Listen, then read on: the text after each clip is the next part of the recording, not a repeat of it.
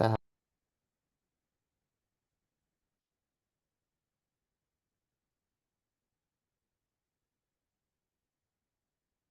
Hello. Monét X Change. Hi. How are you? Good. Do you want me to use my podcast Yes, microphone? please. Nice to Uh, meet you. nice to meet you, You're one of my Shaun. favorites. I am? You are. No, I'm not. You're True lying. story. True Lies. story. Lies. Lies, they're all lies. I say that to every queen. So Okay. congrats on all things. Thank you. Mhm. Let me know when you're ready and we can get started. Is that your Um, closet?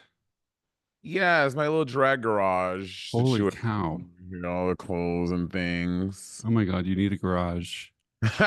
Honestly. Okay, I'm ready whenever you are. All right, great. Nice to have you on. Thank you for having me. Three, two, and one. Welcome back. You've got the Shaun Proulx Show here on SiriusXM Canada Talks channel 167. I told you we're getting dragalicious this last half hour of the show. We just talked to Canada's Drag Race's latest eliminated queen. And if you missed that conversation, hear it on demand on the SiriusXM app. But now, the moment you've all been waiting for, me especially, internationally beloved comedian, classically trained opera singer, and RuPaul's Drag Race winner, Monét X Change is joining us now for a great Yes. conversation. Hey, Oh, Canada! oh Canada, you're coming Uh, here soon.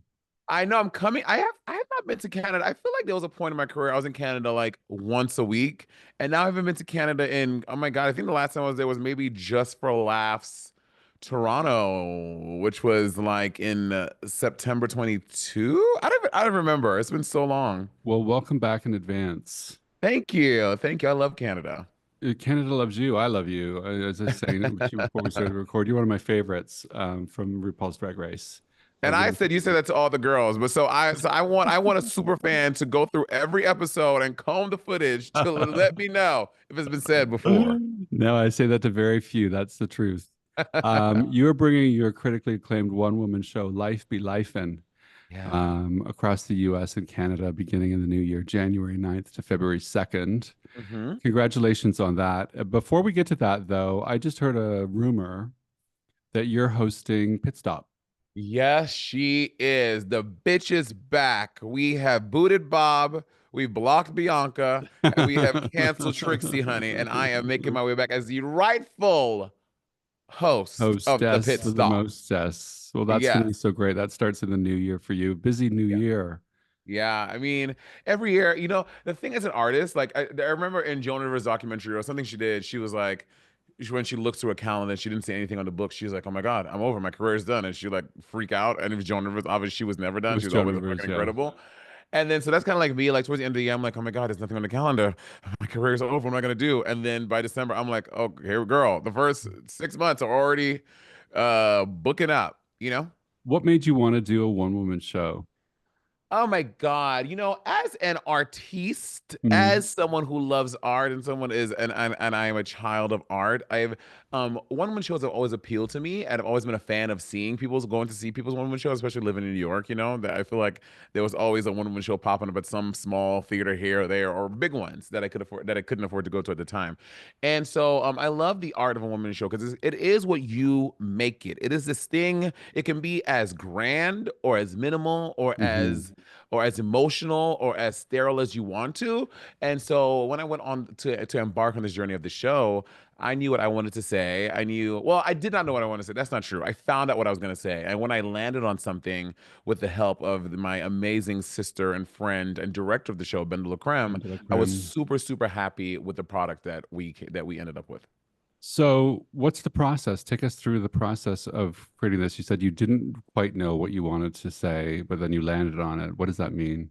Yeah, so I had seen BenDeLaCreme's Fully Committed show, and I was like, her woman show, which was so brilliant, so funny, so poignant.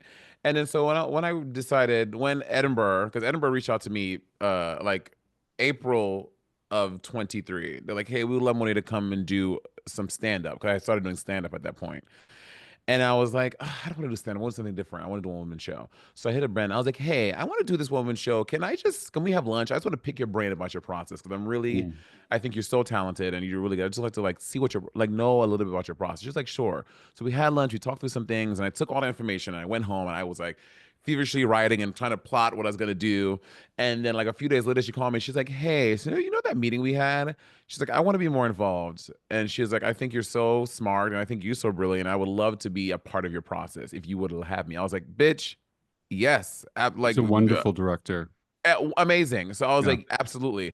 So she came on and I was like writing and writing and writing and writing like for hours and days. And then she was like, "Oh, I love these 10 pages. Can you tell me more about can you tell me more about this story?" I'm like, "Sure." And I'll like write and write all these pages. She's like, "Oh, okay. Tell me more about this story here." And it kind of like I wrote all this stuff and in the show, and it ended up being maybe like 5% of the things I wrote down. And I was like, "Girl, is this enough for a show?" She's like, "Trust me, this is more than enough for a show."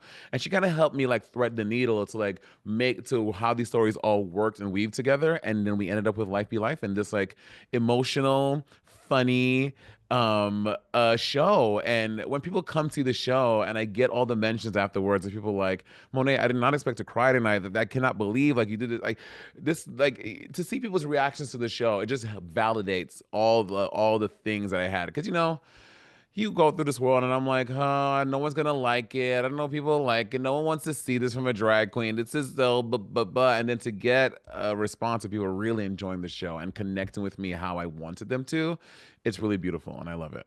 Because it's not what, from what I understand, what you expect from a typical drag show. And you've At gone all. into some very vulnerable areas. Can you Yeah. share some of that with us and what that was like? Because we're all drawn to vulnerability. I can understand why audiences are raving and crying, but tell us about the vulnerability you expose and what it's like. Yeah, I think for me, I'm not really embarrassed about much of my life. I kind of I live this open, even before I was on TV, like, people know me around New York City. I'm a pretty open book. Like I just talk about things candidly. I don't have any fear about that because the truth is we all do dumb shit. We all do shit that should be embarrassed and we should be embarrassed by. But I'm like, why live in that space? Bitch, I'm fierce. Fuck that.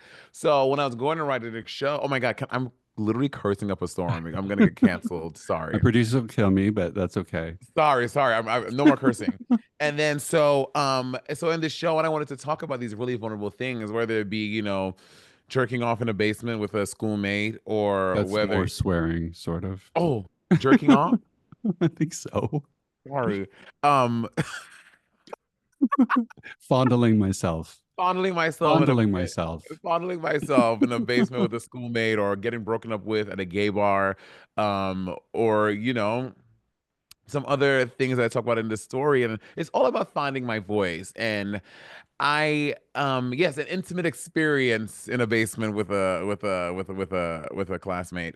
These are all things that I kind of went through, and there was some shame about it, especially getting broken up with, because I think, but again, we've Who all hasn't been been? yes, who hasn't been, right? Yeah. And again, I know someone's gonna be like, "Monet, I haven't." So I'm sure there's someone who has not been broken up with, but I think the majority of us can identify with this feeling of getting broken up with and what that feels like. Feeling like you have found your person, the person that is yours, the person that you're gonna get married to, the person that you may have a kid with, the person that is yours forever, and finding and having that unravel right before you. It is shocking and it's jolting and it brings up lots of violent and sad emotions. And I talk about that openly on stage.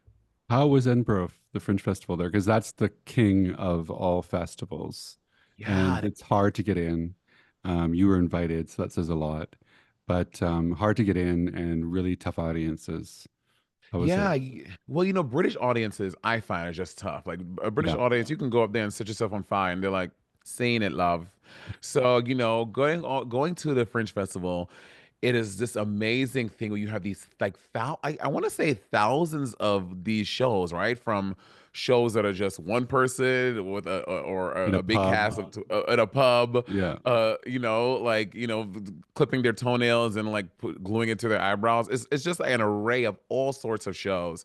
And I was at McEwen Hall, and some people are there for a day, some people are there for the full time, which is a month. And I was there for 2 weeks, but everyone is working hard. Everyone is pretty much performing every day. I did a show every day for 2 weeks, and I learned this show grew a lot in that. And because number one, I'm an American with American experiences, and that's the lens I write through. So when I got there and I was some of the material, I was like, oh, It's not they landing. don't know who the Bloods and the Crips are. Right. So what was really fun for me was like as I started the first show and I said one joke that went over their heads, my brain was like, oh God, there are lots more of these. So what I was doing in real time was as I'm talking and doing the material, thinking like 20 minutes later, I'm like, that joke is coming up. What am I gonna sub that for to make that make Right. sense for So you're them? on your toes. You're on On your my toes, toes. but which is improv, right? And Yeah. coming up in the New York City scene, like improv is such a big part of what my drag is. So I found it to be very fun. Like I said, the Bloods and the Crips, I'm like, I'm gonna make it the Ravenclaws versus the Hufflepuffs. Like I don't know, things that they can find some regionalism there, and it was really, really, really fun. And I was received so well by the British audience, which is not very easy to do No. because they will roll their eyes and be like, cross their arms and be like, "Girl, boo, get off the stage." But they really enjoyed the show, and yeah, Fringe Festival was nice. Although I mean, no, it was at the hottest month in the year, but it was still 40 degrees Oh and my. cloudy the entire time. I was like, this is insane. That's depressing. Depressing. And Depressing. my ignorant behind went there not thinking. I was like, oh, I went to like shorts and tank tops. And the first few days, I was like, oh, girl, we need to go to Primark and get some sweaters and some jackets. How will this show and your experience performing it inform your drag, do you think? Ooh, inform my drag. I think a lot of the experiences I talk about in this show have already informed my drag. I think that the things I talk about are a result, like Monét X Change, Kevin Burton is a result of all those things that I went through because they're deeply humanizing things. Because as a queer person, when I found my queerness, I think I put on this armor, this cloak of invisibility. I'm like, oh, honey, nothing can touch me. I'm Yeah, fierce. can I'm well do that. fabulous now, girl. But the truth is that, living in that delusion is nice for a little bit. But the truth of the matter is, we are all human. Okay, none of We us out here are. are Superman. Yep. Bullets will hurt us. Words can scar, and they do hurt. And I think that the experiences I talk about made me more of that humanness instead of that fierce curiosity that I was shielding myself from or using it as a shield. And the truth is, I like feeling human. Feeling human is a grounding place to be. It makes me feel connected to other people because it makes me know that we are all sharing and living through these experiences together. No one can not have them. Like we all have to have them. What do you know about yourself that you didn't know before you wrote Life Be Livin'? What do I know about myself now that I didn't know? I think I know about myself that I am a true multi-hyphenate. Like I really am ebbing and flowing through all these things. I put a lot of them in this show, right? With the storytelling, the stand-up, and also the music part, the music aspect of it. So I'm like, and it's something that I kind of knew about myself, but as I've become in my, oh my God, my mid 30s, I am You're just in really, your mid 30s. huh? You're in your mid 30s. Mid 30s, girl. 30. I'm gonna be 35 in 2 months. Baby. A baby, a A big baby. baby. You're a baby. So I think that I You're have an old soul, really though. say it again. You're an old soul, though. I do have an old soul for Yeah. sure. Oh God. So sometimes my Siri just activates. Can you hear that? I hear it a bit. That's Oh okay. God. Anyway, yeah, so I think what I've learned about yeah, I am really coming to terms that I'm a multi-hyphenate person and because there's a little ADHD in that too. Like I'm doing one thing and I'm like, oh no, the singing is not enough. I need to do the dancing too. And so I'm trying to learn how to in a one-woman show, it's a perfect vessel for multi-hyphenate because you can put as much of your art in it or as little as you want to. But I've discovered that about myself, and I think having that realization is good now because it helps me channel and funnel my ideas in a more productive way than feeling like, well, I'm only this thing, I can only do this. The show is Life Be Livin'. It tours across the US and Canada starting January 9th through February 2nd. Where do we go for tickets? I've got mine, but where do the rest of the people go? Ooh, we go to MonetXchange.com. Go to MonetXchange.com and you will find the tickets there. Also, if you are ever wanting to know if someone is coming to your city, a really, because people are like, girl, when you come into my town, I'm like, if you just Google Monet Exchange and Kansas, you will see now until Kansas, great. Timbuktu any dates that I may be coming to. So if you just Google Monet Exchange in Toronto, you will see me right there, baby. All right. Congratulations on all things. Can't wait to see you on Pit Stop. And thanks for your time today. I appreciate you. Thank you so much, Shaun. All right, Monet. You've got the Shaun Proulx Show over and out for another week. You can follow me on Twitter at Shaun Proulx, at Shaun Proulx Show, and on Instagram at Shaun Proulx Media Inc. And check out my new Substack, please. Until next weekend, I wish you peace and love. What's Substack? Substack? It's a place Yeah. for writers to post their work and people subscribe to it. And they Oh, can cool. subscribe for free or they can pay you $5 a month, $8 a month, $100 a year to It's like if they support Patreon you. for writers. Oh, It's like cool. what? Oh, Patreon for writers. I should have just said that. We know Patreon. ShaunProulx.substack.com, everyone, if you're watching this. Thank you. Thank Well, you thank so you much. so much. We You're will welcome. chat soon. Okay. Bye, Bye. everyone. Good Bye. luck, Monet. Thank you.